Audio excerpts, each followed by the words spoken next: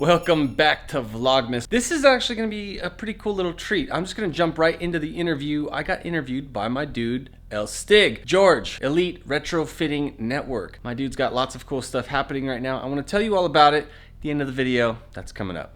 That was the coolest thing about when I met Jonathan. The first day that he came in here, because I found him, I put a thing up about like finding interns and stuff, and um, he hit me up on Facebook. We talked a bunch. He came in, and I was like, we're gonna shoot a bunch of LED bulbs, and we're gonna get like right up on the camera. We're gonna do this. We're gonna do that.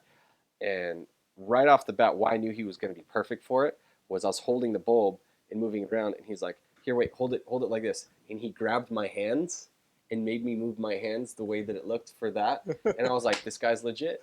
Because that's the weirdest thing in the world, to just grab another man's hands and like adjust them that way, unless you're focused on the craft that you're doing, the video. You are. It wasn't about like, hey, this is weird. It was like, no, like it looks stupid, so I need to get a better view. Hold your hands like that.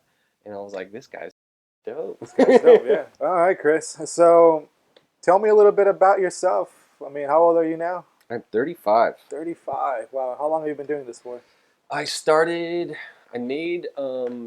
It started because I made a set of angel eyes back in the day. I looked on the internet and read this little tutorial of how to bend a curtain rod in a circle and stick LEDs in the bottom and make little notches in it and light it up, and it would become an angel eye. And that was in 2003. Damn. So I made my first set of rings when I was working on my my Hyundai Tiburon, doing an engine swap and changing it from automatic to manual. Nice. And it was like the car was apart for months. I had the headlights off the car. I saw this little tutorial. I did it.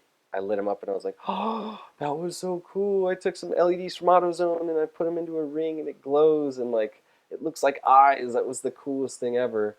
And then I kind of refined that a little bit, and it turned into a company. And people started asking me to make them rings for their headlights, and so that was actually prior to FlyRyde. So 03 was getting into custom lighting, and I started FlyRyde in 2004. And where did the name FlyRyde originate from? We were me and my girlfriend that I ended up marrying and having babies with. Like Nice. we were sitting out in front of her house, and I was like, "What's a cool name? Like I need a short name that's like has something to do with cars, maybe something about lights. I don't know. Like it wasn't just supposed to be a lighting company. It was just supposed to be about cool car stuff." And so we started talking about names back and forth, and she came up with FlyRyde, and it was just shooting ideas back and forth. And I went and looked online, and FlyRyde.com was taken. I was like, no, that sucks. So I dropped the I and I put a Y in there, and it was available. And I was like, 7 characters, that's pretty dope. Like, all right, let's do that. So FlyRyde was spelt that way. And honestly, if I could do it over again, I would have done the same exact thing. Because if you type in something spelled the correct way, then honestly, you type it in the right way, my name still pops up. Oh, yeah. But like if you type it in the wrong way, of course, I'm the only one that spells it with a Y. And so it was one of those things that I don't really advise anybody.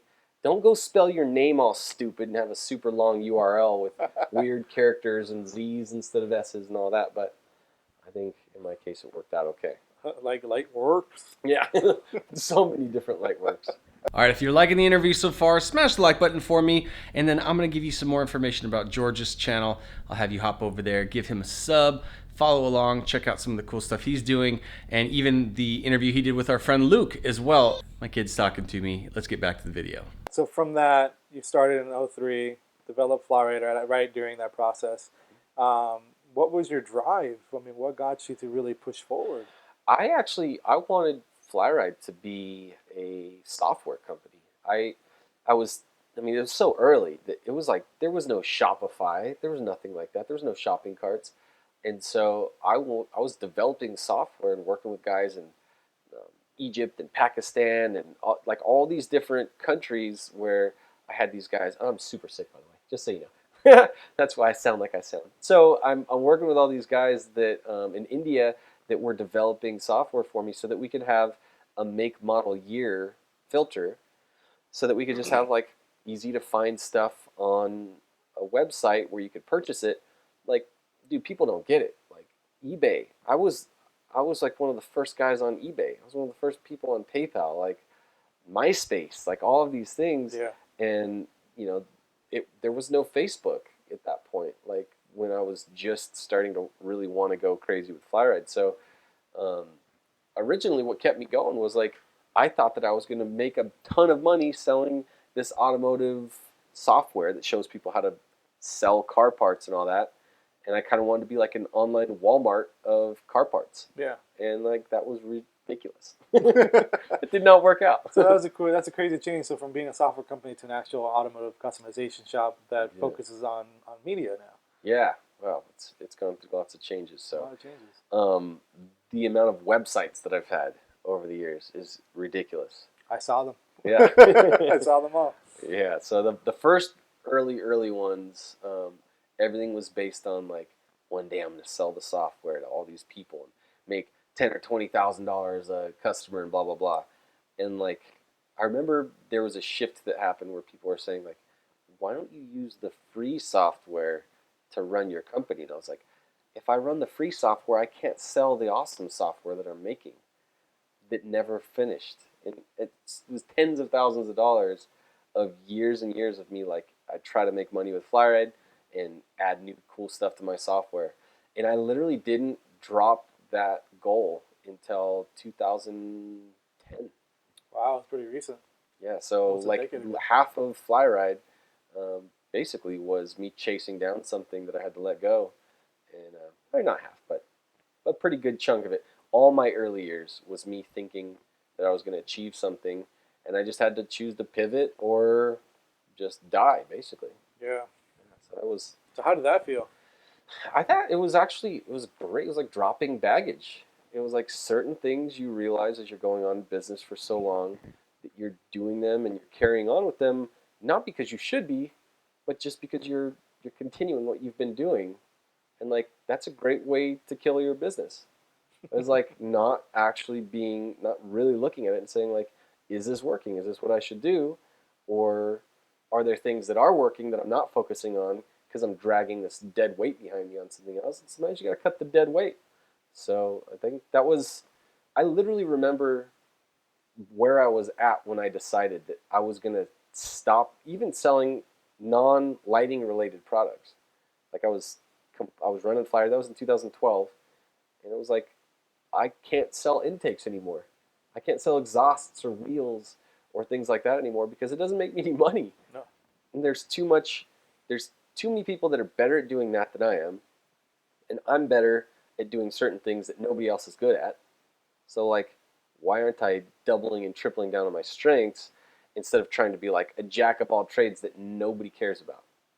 And that's when I got laser focused on just going back to lighting, which was my roots. So it kind of worked out cool. Yeah. So it was like I started with LEDs and doing stuff no one knew about, and then all of a sudden it was like, why am I talking to MagnaFlow right now and spending tons of time just to make $53? Like paying transaction fees on that and then not actually getting anywhere and like Only getting 40 out of it. yeah, 30. right. Dang. So. So that's quite the evolution now. Okay. So from where you're at now, I mean, now that it's been how many? 15 years?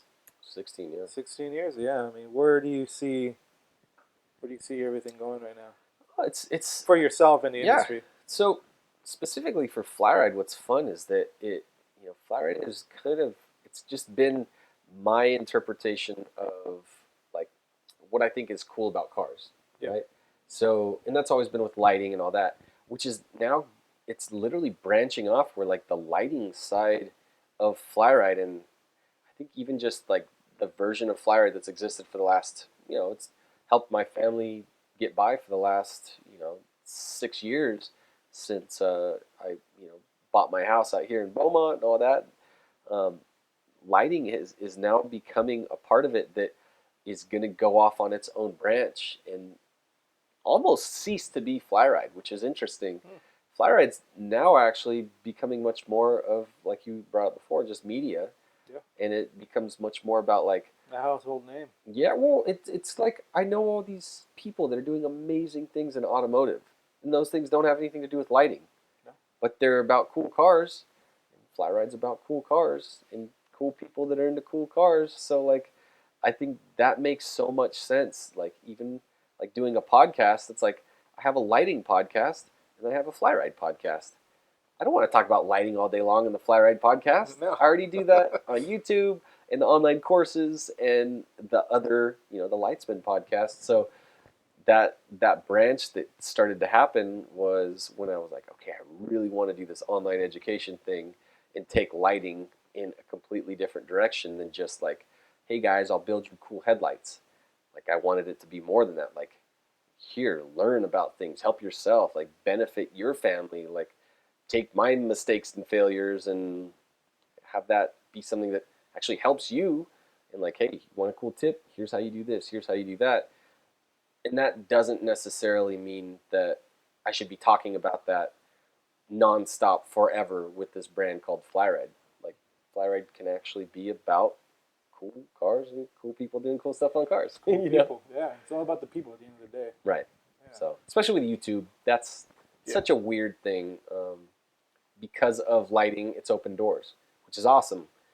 But just like I said earlier on with like having to kind of cut your dead weight with certain things, just because FlyRyde started off as like kind of a software thing doesn't mean that it couldn't be like completely merge into this whole lighting thing. And because it was a lighting thing doesn't mean that it can't merge into this whole media thing. Mm-hmm. So I think it literally is just me. Like, people used to call me FlyRyde. That was my name when I worked the job for about a year and a half with the guys that I was partners with the guys at Vertical Doors. Shop SFN. Mm-hmm. Yeah. So that was those days. Everybody was like, "Hey, FlyRyde," It's kind of like me. I'm go by Stig, and that's all I'm known for now. Mm-hmm. I know. Well, thanks for informing me and then letting us know about how you started, what you got going. All right, and what would a FlyRyde video be without some interesting lighting? Yeah, check that out. I really, really think that those cool RGB chasing trees, I gotta get in on that action. It looks pretty dope. Anyway, I just wanted to say a huge thank you to George. He's building a complete network that's focused around other builders. So it's not just about him. I'm like super always everything's about FlyRyde and Chris and blah, blah, blah. I'm really, really loving this idea of just promoting other people. So just like I've talked about with Jonathan's channel and you guys are helping him, he's about to hit 1,000 subs before the end of the year. If you haven't followed Jonathan's channel, hop over there, follow him as well. He helps me out so much with all the videos and even the editing, all that stuff. My dude is just crushing it and his content is getting better and better and better. It's why I'm doing Vlogmas, all because of my friend Jonathan. So check out Najar Entertainment as well as Elite Retrofitting Network. This is gonna be a really cool thing for you guys to see other people's styles, their specific niche that they focus on. So many cool things are gonna come from learning from other builders.